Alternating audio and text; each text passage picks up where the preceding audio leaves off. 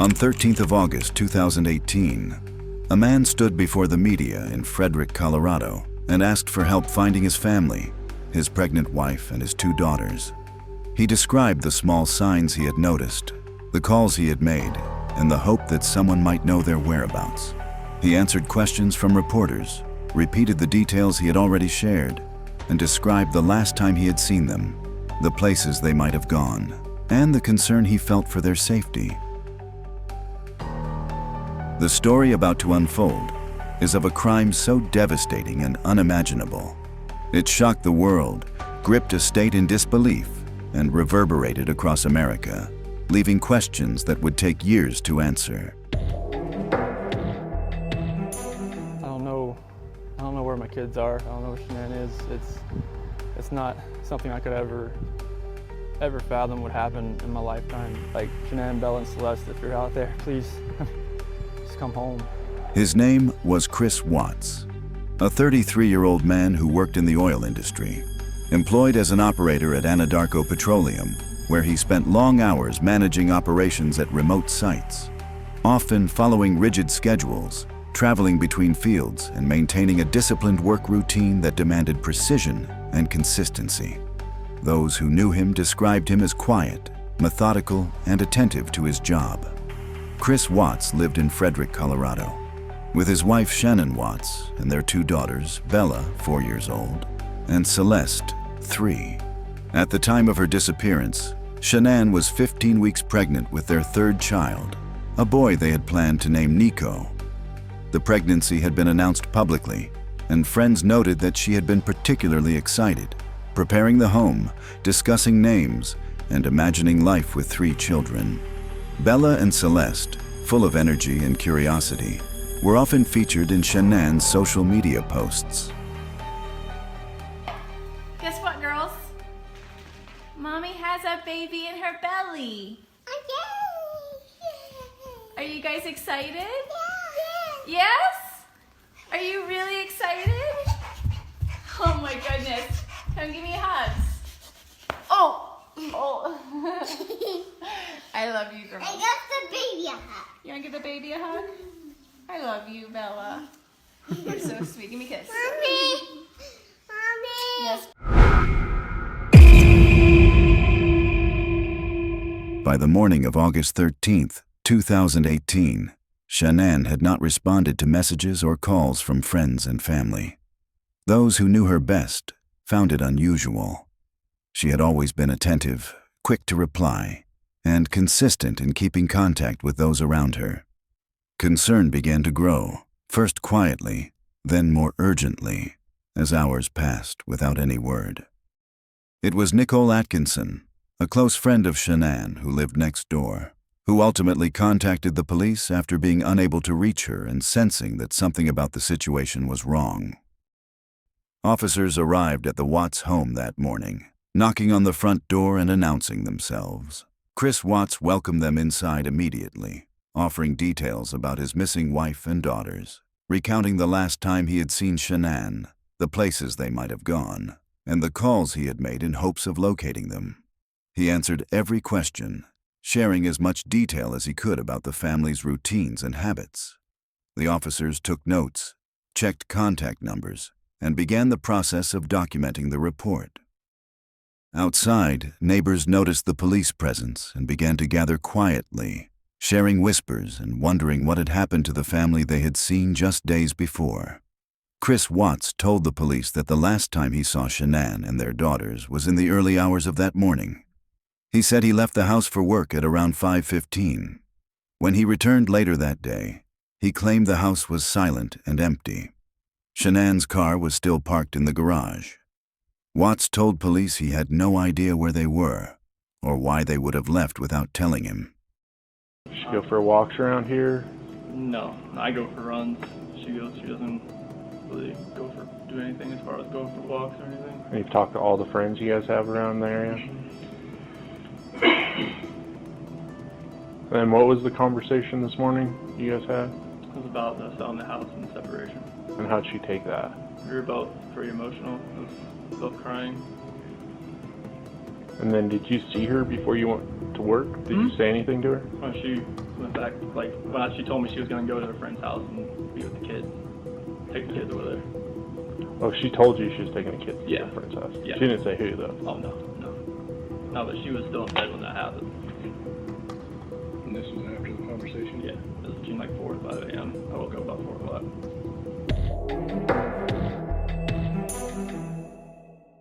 The search for Shanann and the girls was just beginning. The local police began coordinating a more structured search, checking the usual places the family might go, speaking with neighbors, and attempting to piece together the timeline of Shanann and the girls' last known movements. By mid-morning, the story had begun to spread beyond Frederick. Local news outlets picked up the report, broadcasting images of Shanann and her daughters and urging anyone with information to come forward.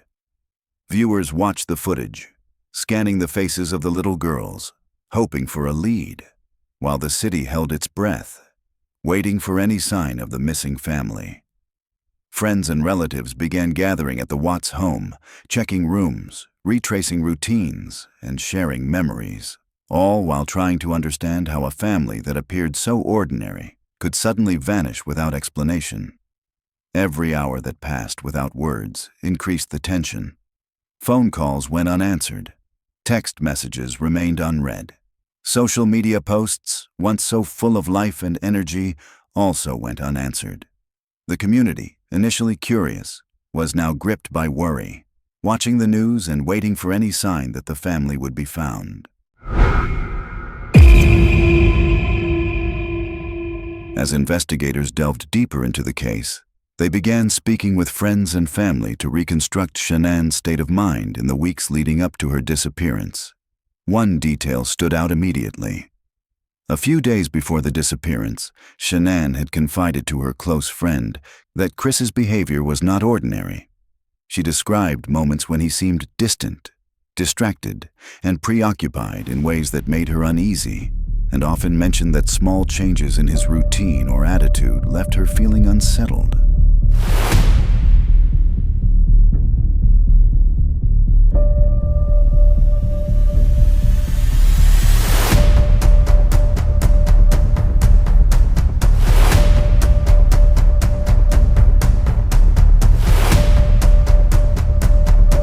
That conversations with Chris sometimes ended abruptly, and that she felt increasingly isolated despite being surrounded by her children and friends. While none of these observations suggested anything criminal at the time, they painted a picture of a household where tension was quietly building. As the investigation progressed, police began reviewing every detail of Chris Watts' behavior in the hours and days following Shanann's disappearance. They watched surveillance footage from the neighborhood, capturing his movements as he came and went from the home. At first, everything seemed routine. A man going about his day, speaking to officers, making calls, and coordinating with family and neighbors. But detectives noted small details in his demeanor that, in isolation, might have seemed insignificant. The way he paused before answering certain questions, the subtle shifts in posture as cameras rolled, and the controlled tone of his voice when recounting events all drew attention. Officers began taking detailed notes, watching interviews repeatedly, and discussing what they were seeing with colleagues. Every blink, every gesture, every moment of hesitation became a point of scrutiny. At times, Chris appeared tired, at times tense, and other times perfectly composed. A mixture that left investigators uneasy and questioning what might be hidden beneath the surface. By late afternoon on August 13th, Chris appeared on camera again, this time for local news outlets reporting live updates. He repeated the details of the family's last known movements, emphasizing the children's routines, their favorite places, and the daily habits of Shanann. Viewers saw a composed, calm father speaking with sincerity, and to the public, it appeared to be a simple plea for help. "Please, if anyone sees my family, contact the police." Yet the way he spoke, measured, careful, and almost rehearsed, added an almost imperceptible tension to the broadcast. Every pause, every glance toward the ground or the phone was recorded by journalists and captured on live feeds, providing investigators with a full record of his public demeanor. Security cameras at the home documented the family's daily routines: Shanann leaving for appointments, Chris departing for work, and the girls playing outside. However, investigators later noted that the final confirmed footage of Shanann Watts was captured in the early morning hours of August 13, 2018.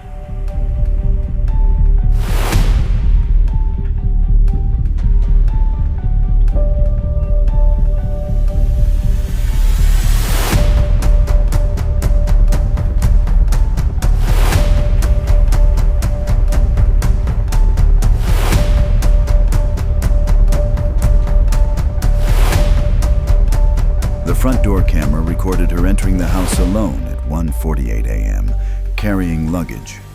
This early morning arrival marked the last time Shanann was seen alive on any security camera. Later footage showed Chris leaving for work, a routine departure, and returning home later in the evening. But there was no recorded activity of Shanann or the children leaving the house after that morning. Investigators watched the footage frame by frame, noting the absence of any sign that the family had left the premises. The camera showed the home remaining quiet, no movement at windows or doors, no sounds of the children playing outside as night fell. Chris stated that on the evening of August 12, 2018, Shanann was out of state on a business trip, leaving him alone at the house with the children. He said he managed the household routine that night, including preparing dinner and putting Bella and Celeste to bed.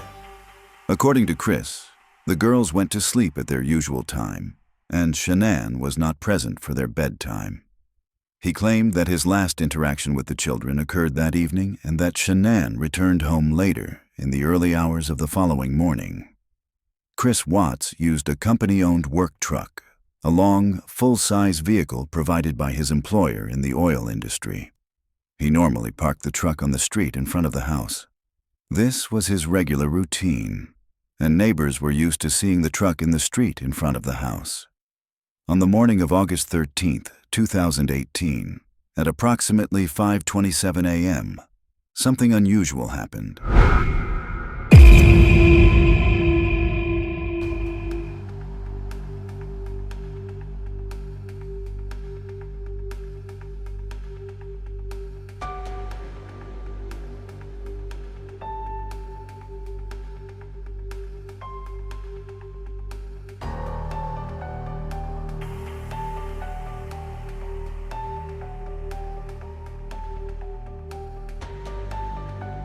A neighbor's security camera recorded Chris moving the truck from the street and reversing it toward the garage.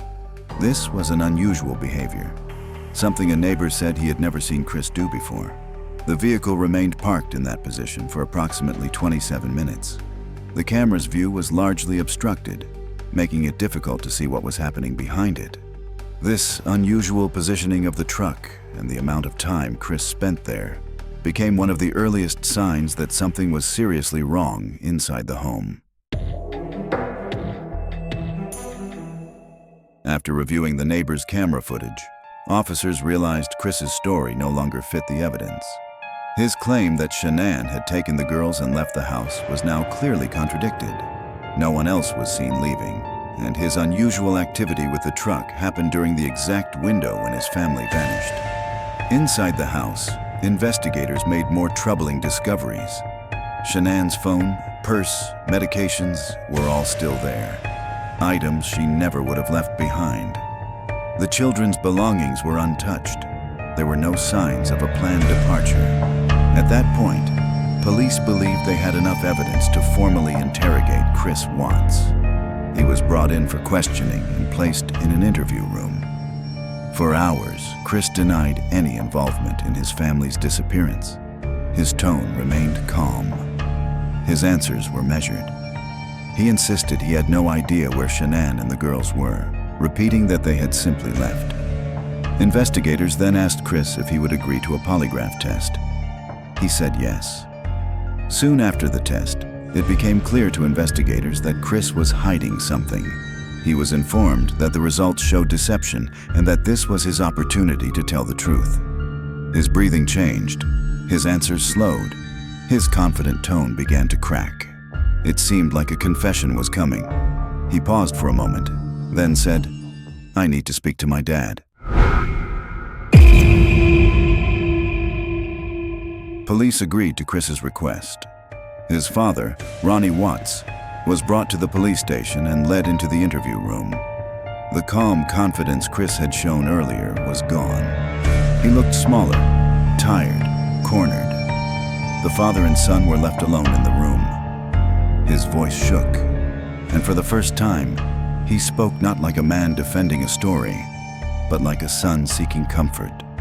He said something had gone wrong, that there had been an argument, that things had escalated. His words were vague, fragmented, and heavy with emotion. Ronnie listened, stunned, struggling to understand what his son was trying to say. Then Chris crossed a line he could never take back. Shanann choked both Bella and Celeste to death. I freaked out and did the same thing to her. The room fell silent. Ronnie's face reflected shock, disbelief, confusion, and grief all at once. He asked questions, trying to make sense of what he was hearing. The meeting with his father had done what hours of questioning could not. It broke Chris emotionally. Even at this point, the full truth was withheld. Chris offered a version of events that shifted blame, softened his role, and delayed the inevitable. It was a partial confession, enough to signal guilt, but not yet reveal the full horror. By the spring of 2018, the Watts family appeared, to outsiders, to be the picture of domestic happiness. Friends and family saw smiling photos and videos of Shanann holding the positive pregnancy test, with Chris standing beside her, seemingly supportive. But behind the facade, cracks in their marriage were widening. Chris became attracted to a female co-worker, Nicole Kessinger. Their connection developed discreetly at the oil company where he worked.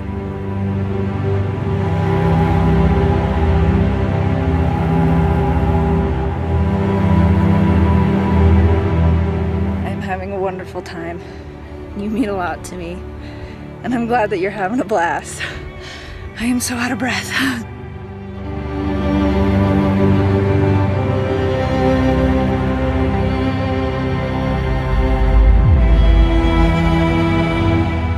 To Nicole, he presented himself as a man in trouble, claiming he was separated from his wife. In reality, his marriage was intact, and Shanann was pregnant with their third child.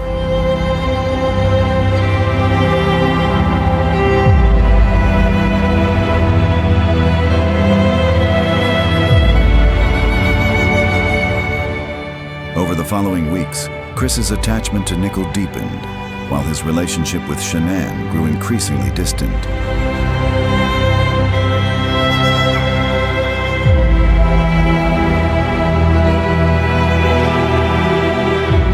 By early August, the tension in the household was palpable. Text messages exchanged between Chris and Shanann revealed arguments over money, intimacy, and the future of their family. Shanann expressed disappointment that Chris did not want another child and worried that their marriage was drifting apart. She even canceled the planned gender reveal party, saying she could no longer celebrate the pregnancy amid their disputes. Meanwhile, Chris hid his true feelings, maintaining a calm and cooperative exterior, all the while secretly imagining a new life with Nicole.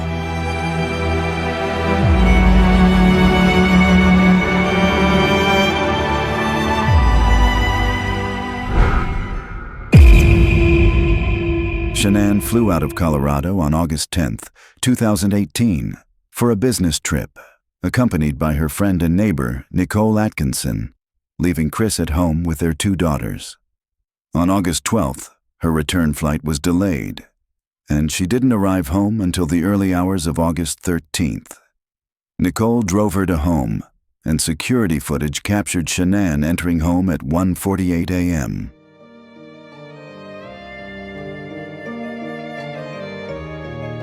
In the early hours of August 13th, around 5:15 a.m., the tension that had been simmering for months finally erupted. Chris confronted Shanann in their bedroom, telling her that he no longer loved her and wanted to end the marriage. Shocked and distressed, Shanann reacted emotionally, and the confrontation quickly escalated. Chris then strangled Shanann to death with his bare hands, ending the life of the woman with whom he had built a family. By that time, Bella and Celeste were asleep in their rooms, completely unaware of the horror that had just occurred. Soon after Shanann was murdered, Bella woke up, perhaps alerted by an unusual sound coming from her parents' bedroom. Quiet and curious, she entered the room and asked about her mother. Chris, keeping the horrifying truth hidden, told her that her mother was a little sick, soothing her with calm words. He then sent Bella back to bed, carefully maintaining the fragile cover of normalcy. Afterward, he went outside and reversed the vehicle into the garage. He then carried Shanann's body, wrapped in bedding, to the back of the truck and carefully concealed it for transport. Shortly after 5:30 a.m., Chris moved quietly to the girls' bedrooms. He carried the girls one by one to the truck, carefully keeping their mother's body hidden beneath blankets so they would not see. The girls, still drowsy and confused, did not fully understand what was happening. After loading the girls into the truck, Chris drove to the remote oil field site where he worked, several miles from the family home. The morning was quiet, with no witnesses along the rural route. He had planned this carefully, choosing a location that was isolated and largely inaccessible to the public. Around 6 a.m., Chris arrived at the remote oil field site. The morning air was still, the fields empty, and the silence of the location offered him the cover he sought. Chris took Celeste, the younger daughter, out of the truck first. He smothered her, ending her life, and then placed her small body into one of the crude oil storage tanks. As he returned to the truck for Bella, he realized that she had been watching him consciously. Fear was written across her face. Trembling, she asked in a soft voice, "Is the same thing going to happen to me as Cece?" Chris covered her with a blanket and smothered her, just as he had done to Cece. Bella's final words, he later recalled, were, "Daddy, no." Afterward, he placed her body into a separate oil tank.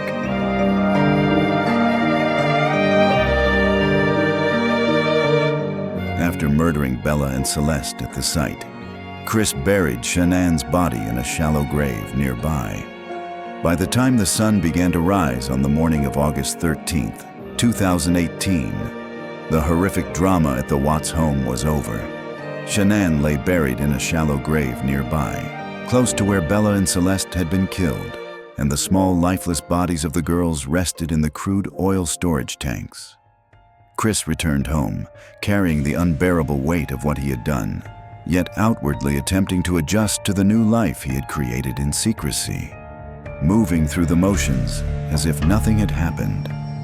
That morning, Shanann had a pregnancy-related doctor's appointment scheduled for 9 a.m., and Nicole tried to reach her by text to remind her.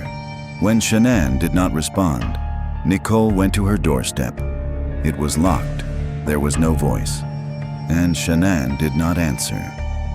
She then checked with the medical center and learned that Shanann was not available for the appointment, which alarmed her enough to call the police.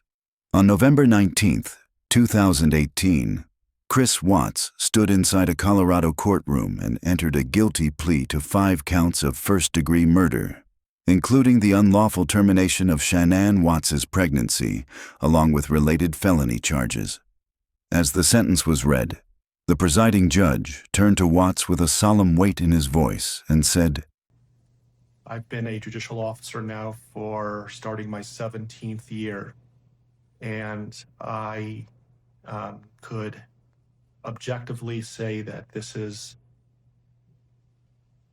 perhaps the most inhumane and vicious crime that I have handled out of the thousands of cases that I have seen. Chris Watts was given 5 consecutive life sentences without the possibility of parole, a punishment meant to reflect the horror of what he had done. Today, Chris Watts remains behind bars, serving a life defined by the truth he once desperately tried to hide, while the memories of Shanann, Bella, Celeste, and unborn Nico endure as a haunting reminder of the lives lost that day. If this story left an impression on you, take a moment to reflect and share your thoughts in the comments below. Thank you for staying with us until the very end. We'll see you soon with another gripping true crime story.